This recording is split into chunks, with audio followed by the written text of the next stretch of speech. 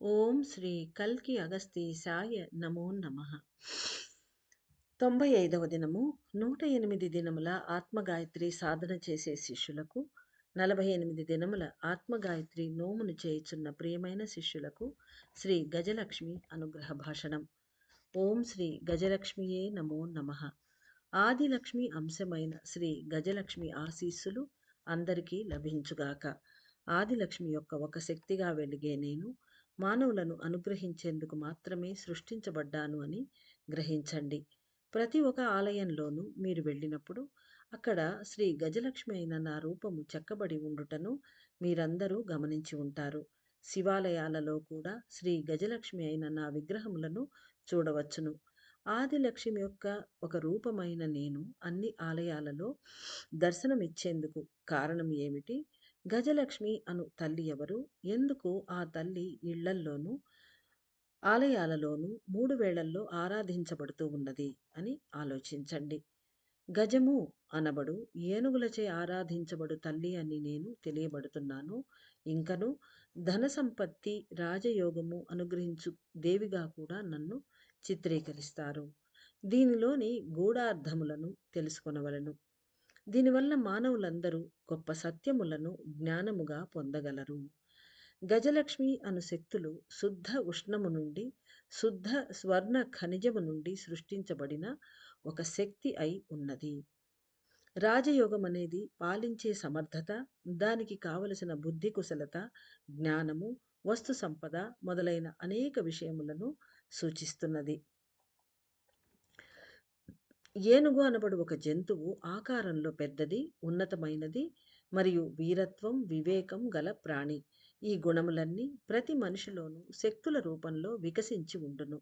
ఒక మనిషి శిరస్సులో గజలక్ష్మి శక్తులు ఒక గ్రంథి వలె ఆమ్లముగా మరియు అయస్కాంత కాంతిగా పరుచుకొని నిలిచి ఉండును.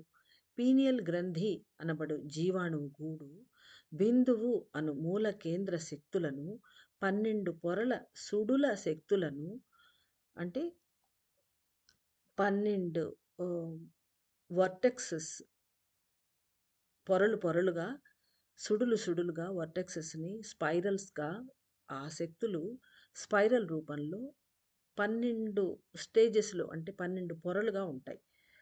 ఒక దాంట్లో నుంచి ఒకటి ఎక్స్టెండ్ అవుతూ చిన్నదిగా చిన్న దాని నుంచి అంటే కోన్ షేప్‌లో ఉంటాయి. పైన పెద్దదిగా ఉండి చిన్నదిగా అవుతూ కిందకి వెళ్ళిపోతూ.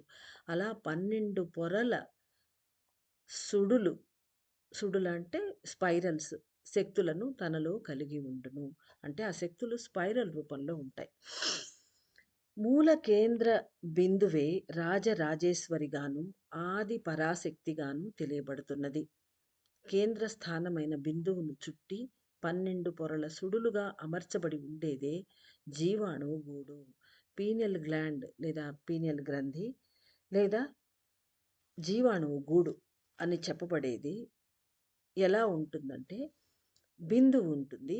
పీనియల్ గ్లాండ్ బిందువు. ఆ బిందువు ఏదైతే కేంద్ర స్థానమో దాన్ని చుట్టూ 12 సంఖ్యలో ఆ పొరలు స్పైరల్ రూపంలో అమర్చబడి ఉంటుంది. అదే జీవాణువు గూడు. ఆ మధ్యలో ప్రాణశక్తి ఉంటుందన్నమాట. అంటే జీవాణువు ఉంటుందక్కడ. దాని అమర్పు అలా ఉంటుందన్నమాట. 12 పొరల సుడులు 12గురు మహాదేవతలై ఉండును. అంటే ఆ పొరలు సుళ్ళుగా తిరుగుతున్న ఒక్కొక్క పొర ఏందంటే ఒక్కొక్క దేవి, అమ్మ. శక్తి స్థితులుగా ఉండును. అంటే వాళ్ళందరూ స్టేట్స్ ఆఫ్ ఎనర్జీస్ అవి ఒక్కొక్క స్టేట్. కాబట్టి శక్తి స్థితులుగాను 12గురు మహాదేవిలుగాను ఉండును.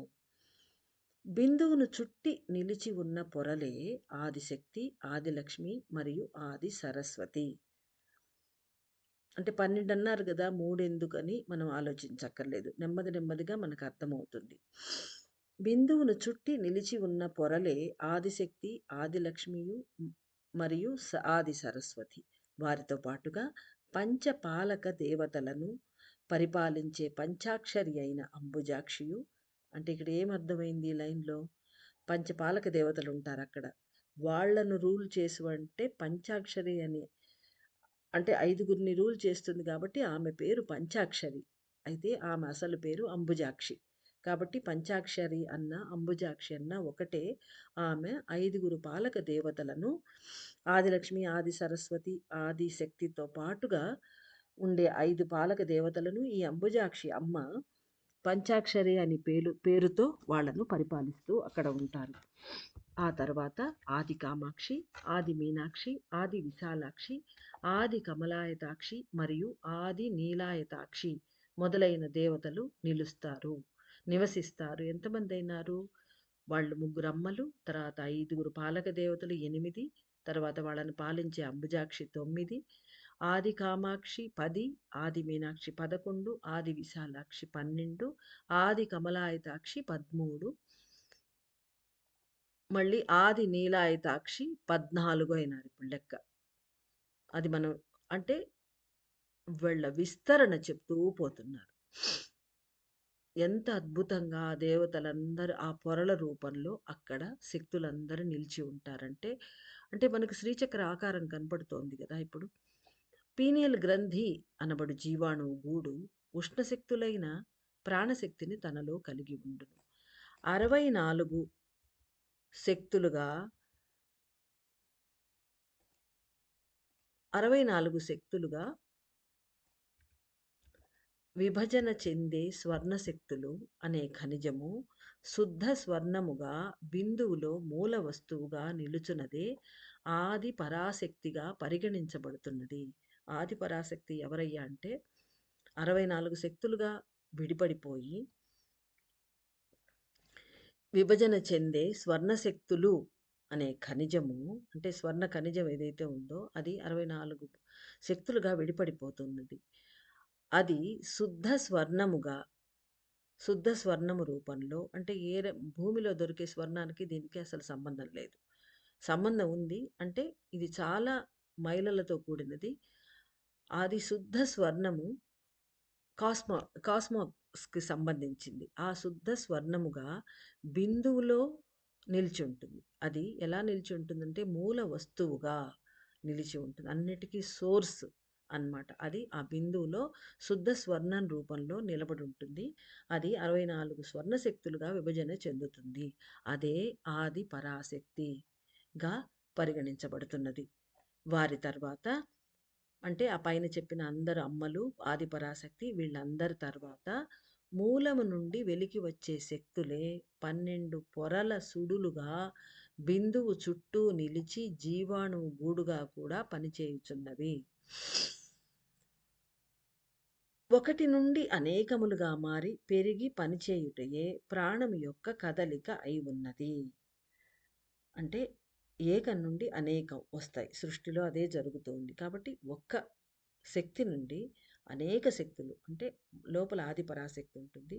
అది 12 పొరల సుడులుగా విచ్చుకుంటుంది. పైకి పైకి పైకి వస్తుంది.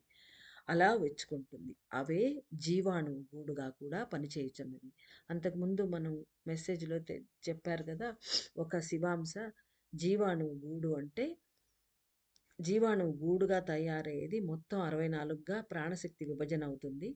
ఆ 64లో మొదటి 12 శక్తులు మెయిన్‌వి అవి జీవాణువు గూడుగా రూపం చెందుతాయి. అది జీవాణువు గూడుగా నిర్మాణం చేసుకొని వాటిట్లో అవి ఉండిపోతాయి. అంటే తామే జీవాణువు గూడుగా మారిపోయి ఆ 12 శక్తులు అక్కడుంటాయి.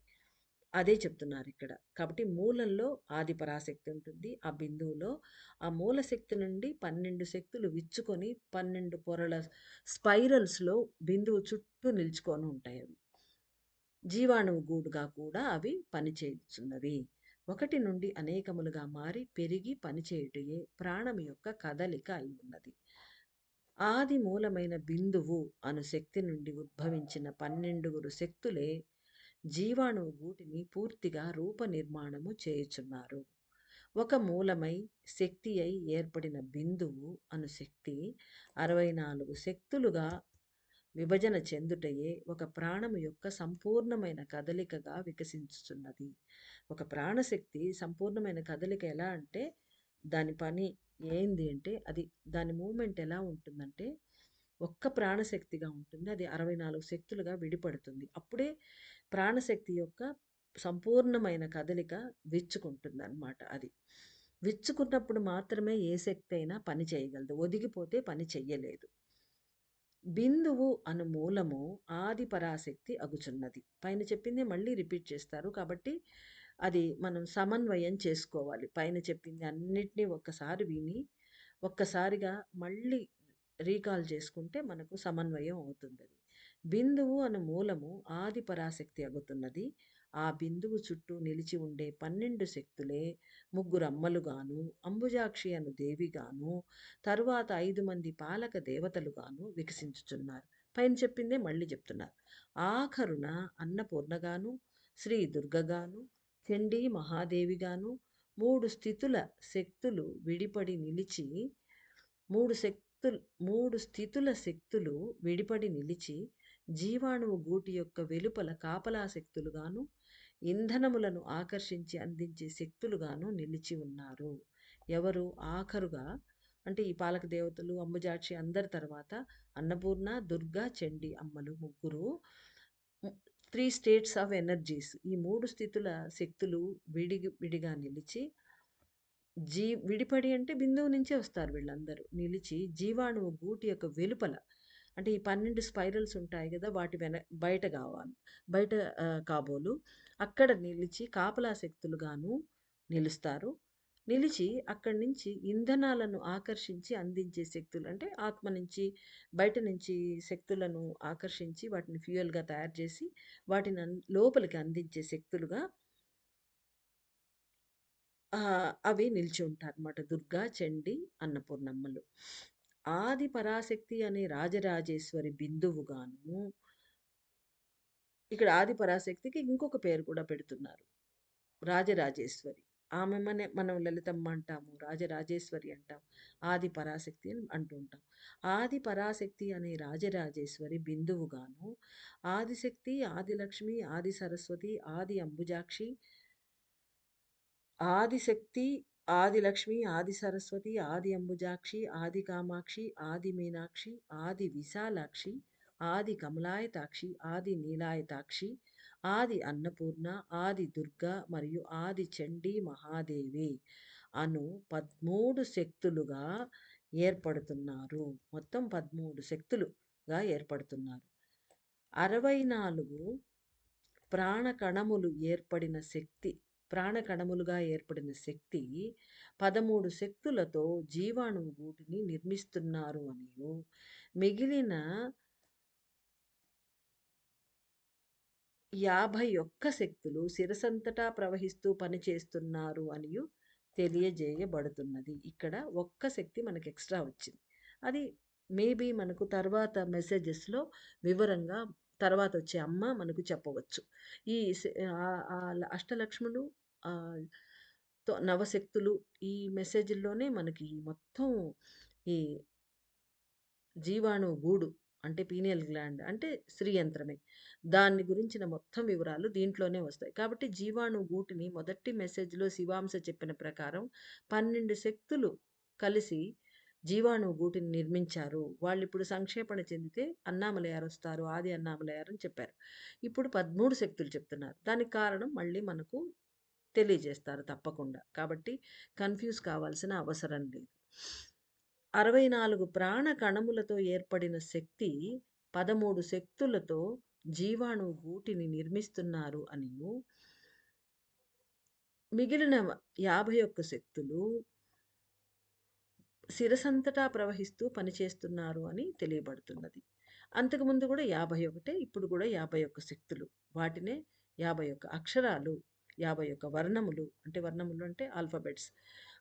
ఆల్ఫాబెట్స్ అనేది కరెక్ట్ కాదు. బట్ ఇంగ్లీష్‌లో అదొక్కటే ఉంది. ఇంకేం లేదు. అక్షరాలు అంటే నశింపనివి అవి. శిరసంతటా ప్రవహిస్తూ పనిచేస్తున్నారు అని తెలియజేయబడుతున్నది. శ్రీ గజలక్ష్మి అయిన నేను ఆదిలక్ష్మి అను రెండవ సుడి స్పైరల్ నుండి విడిపడి వెలికి వచ్చిన ఒక రకమైన స్వర్ణ శక్తిని అయి ఉన్నాను. ఇక్కడ ఈ సుడులుగా ఉండే పన్నెండిట్లో రెండవ సుడిలో ఆదిలక్ష్మి అట. ఆ రెండవ సుడి. కాబట్టి గజలక్ష్మి అయిన నేను ఆ రెండవ స్పైరల్ సెకండ్ స్పైరల్‌లో ఉండే ఆదిలక్ష్మి అనే ఆ మెయిన్ సోర్స్ శక్తి నుంచి విడిపడి వెలికి వచ్చిన ఒక స్వర్ణ శక్తిని నేను గజలక్ష్మిని అని అమ్మ చెప్తున్నారు. జీవాణువు గూటిని ఉన్నతమైన స్థితిలో నిలుపుట మరియు సింహాసనమును ఏర్పరిచి కాపాడుట అన్నదే నా తత్వము. అంటే అక్కడ ఆది పరాశక్తి రాజరాజేశ్వరి కూర్చుంటుంది కాబట్టి సింహాసనమేమో. అందుకని అక్కడ సింహాసనాన్ని ఏర్పరిచి జీవాణువు గూటిని ఉన్నతమైన స్థానంలో, ఉన్నతమైన స్థితిలో స్టేట్ ఆఫ్ ఇది కూడా ఉన్నతం అన్నమాట. అక్కడ నిలిపి జీవాణువు గూటిని, ఆ సింహాసనాన్ని ఏర్పరిచి ఆ జీవాణువు గూటిని రక్షించి కాపాడడం అనేది గజలక్ష్మి యొక్క తత్వము. శ్రీ గజలక్ష్మి అయిన నేను ఆదిలక్ష్మి అను రెండవ పొర శక్తుల నుండి వెలికి వచ్చిన ఒక ఆమ్ల శక్తిని. స్వర్ణశక్తి కూడా ఈమె, ఆమ్ల శక్తి కూడా ఈమె. నేను అందరి శిరసులలోనూ, అంటే బేసిక్‌గా ఆదిలక్ష్మివి స్వర్ణశక్తులు. ఈ వచ్చిన అమ్మలు అందరూ కూడా స్వర్ణశక్తులకు సంబంధించిన వాళ్ళే. అయితే వీళ్ళల్లో వచ్చే ఏ ధైర్యలక్ష్మిలో వచ్చే ఆమ్లశక్తి వేరుగా ఉంటుంది. అందుకని అది ధైర్యం ఇచ్చేది. ఆహ్, ధనలక్ష్మి అయితే సంపదనిచ్చేది కాబట్టి ఆ ఆమ్లశక్తి వేరే కాబట్టి అట్లా వేరు వేరుగా ఉంటారనమాట వీళ్ళు. కాబట్టి ఆమ్లశక్తి మాత్రం మారుతుంది. మెయిన్ ఉష్ణశక్తి ఏదైతే ఉందో అది స్వర్ణశక్తిగానే ఉంటుంది. ఈ లక్ష్మీదేవులందరూ కూడా. రెండవ పొర శక్తుల నుండి శుద్ధ ఉష్ణము, శుద్ధ స్వర్ణముగా ఉంటాయి ఇవి. రెండవ పొర శక్తుల నుండి వెలికి వచ్చిన ఒక ఆమ్లశక్తిని నేను అందరి శిరసులలోనూ జీవాణువు గూడు అనబడు పీనియల్ గ్రంథి చుట్టూ సూక్ష్మ రూపంలో తిరుగుతాను. ఒక సూక్ష్మమైన కాంతిగా, ఆమ్లముగా ప్రకాశిస్తున్న నేను గజలక్ష్మి అని పిలువబడుటకు కారణం ఏమిటి అంటే, జీవాణువు గూటి యొక్క అన్ని స్థితుల కదలికలను గమనిస్తూ వాటి శక్తులలో మార్పు జరగకుండా చూసుకొనుటయు. జీవాణువు గూడు అనే గ్రంథి కదిలి ఎక్కడికి వెళ్ళిపోకుండా దాని ప్రతి ఒక్క పొరగా కదులుతున్న 12 దేవతల శక్తులు స్థల మార్పిడి చెందకుండా రక్షిస్తూ ఉండుట వలననే అని తెలుసుకొనండి. అమ్మ పెద్ద సెంటెన్స్ చెప్పారు. ఆమెను గజలక్ష్మి అని పిలుస్తారు. ఆమె ఎలా ఉంటుంది? సూక్ష్మమైన కాంతి రూపంలో పీనియల్ గ్లాండ్ అంటే జీవాణువు గూడు చుట్టూ సూక్ష్మ రూపంలో తిరుగుతూ ఉంటుంది. ఆమ్లంగా కూడా ప్రకాశిస్తూ ఉంటుంది. సటిల్ లైట్‌గా ప్రకాశిస్తూ ఉంటుంది. ఈమె గజలక్ష్మి అనే పేరు ఈమెకెందుకొచ్చింది? ఎందుకు పిలుస్తారంటే, ఈ గజములంటే మనకు మన సనాతన ధర్మంలో ఈ పురాణాలలో కూడా మనకు గజాలు అష్టదిగ్గజాలు అంటారు. అంటే 8 దిక్కులను పరిపాలించేది, కాపాడేది గజములే అని చెప్తారు. గజశక్తి. గజశక్తి కాపలా కాస్తూ ఉంటుంది. మనకు గజములు, గోవులు, అశ్వములు ఈ 3 మనకు చాలా ఇంపార్టెంట్ అయిన ఆ జంతు శక్తి అన్నమాట అది.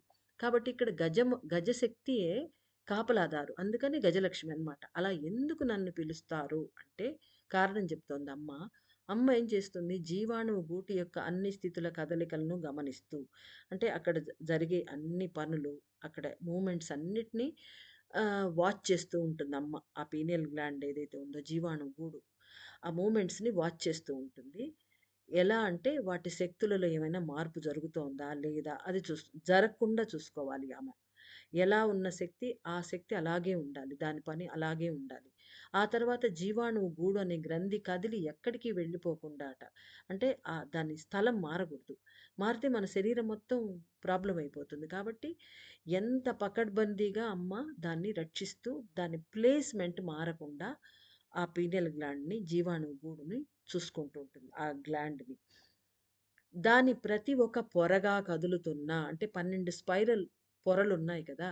ఆ 12 దేవతల శక్తులు స్థల మార్పిడి చెందకుండా అది గూడా. ఈ పనులన్నీ ఆమె చేస్తూ రక్షిస్తూ ఉంటుంది. అందువలననే ఆమెని గజలక్ష్మి అని పిలుస్తారు అని అమ్మ వివరించింది. నాకు ఇరువైపులా 2 గజములు సేవించుకున్నట్లుగా చిత్రించబడి ఉన్నను.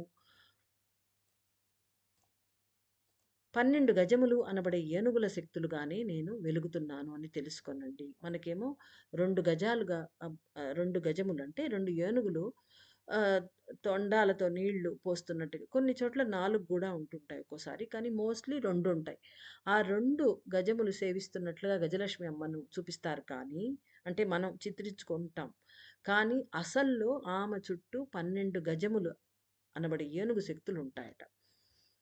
ఆ శక్తులుగా నేను వెలుగుతున్నాను అని తెలుసుకోనండి.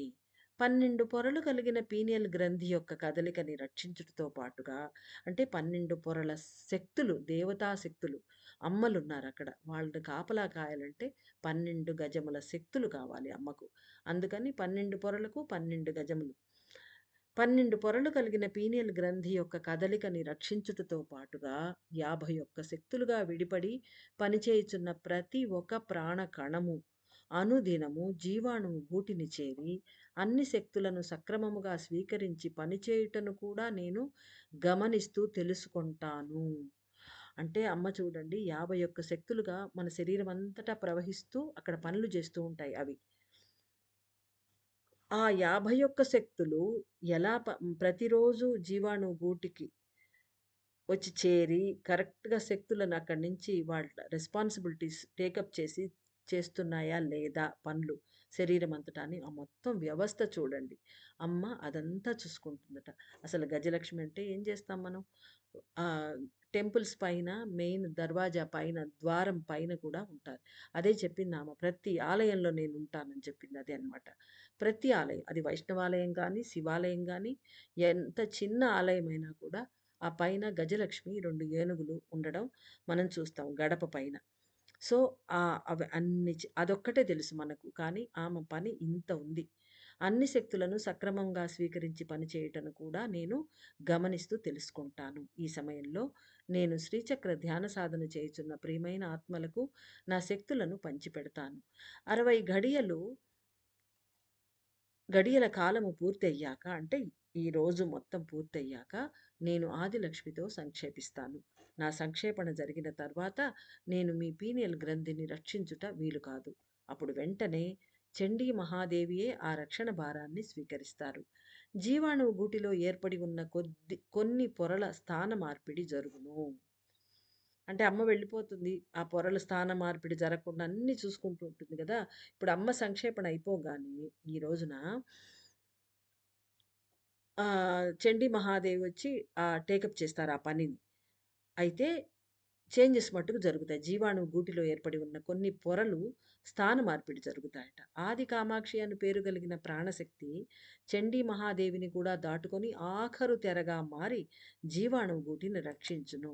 అంటే ఈమె చండీ మహాదేవి దానికి రక్షణ కవచంలాగా ఒక పొరలాగా ఆమె చుట్టూ ప్రహరీ వాల్‌లాగా ఆమె రక్షిస్తూ ఉంటుంది. ఆమెను గూడా దాటి అంటే ఆమెకు వెనకాల అంటే బయట నుంచి ఫస్ట్‌లో ఆది కామాక్షి నిలబడి ఆమె ఒక పొరలాగా ఏర్పడి ఒక తెరలాగా జీవాణు గూటిని ఆది కామాక్షి రక్షిస్తూ ఉంటుందన్నమాట.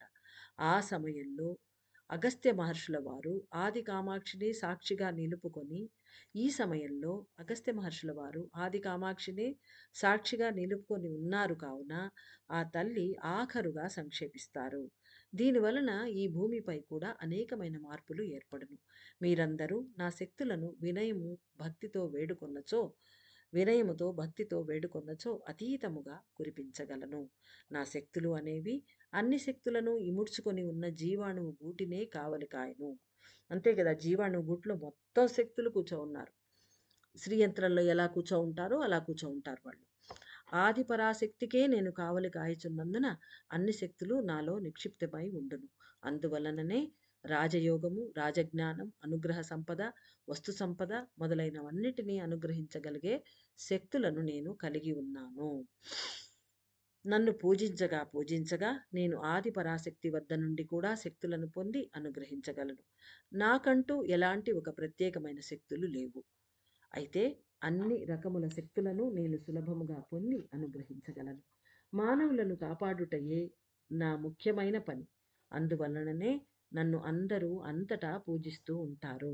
ఇప్పటి నుండి నా శక్తులను అతి స్వల్పముగా మీ రక్తములో కలిపి అటుపై సంక్షేపిస్తాను. ఈమె కూడా చాలా కొంచెంగా ధైర్యలక్ష్మి కూడా చెప్పింది కదా! నా ఒక్క చుక్క కూడా మీరు తాళలేరని. అలాగే అమ్మ కూడా చెప్తున్నారు. ఒక్క రవ్వ కొంచెం చాలా కొంచెంగా రక్తంలో కలిపి ఆ తర్వాత ఆమె సంక్షేపణ చెందుతుంది. మీరు నా శక్తులను తెలుసుకొనుటకు ప్రయత్నించుట మంచిది. అంటే ఆమె కలిసినప్పుడు ఎలా వైబ్రేట్ అవుతుంది అదంతా మనం గమనించమని చెప్తోందమ్మ. 108 చతుర్యుగముల కాలమునకు సరిపడా శక్తులను అనుగ్రహించమని నన్ను వేడుకొన్నచో నేను నా పూర్ణ శక్తులనే అందించగలను. అయితే వాటిని భక్తితో కరిగి కరిగి యాచించి పొందాలి. భావనలు ఉత్తమమైనవి అయినచో చాలా మంచిది. నా శక్తులను నేను సంపూర్ణంగా అనుగ్రహిస్తాను అని గ్రహించి స్వీకరించవలెను. శ్రీ గజలక్ష్మి యొక్క పరిపూర్ణమైన ఆశీస్సులు.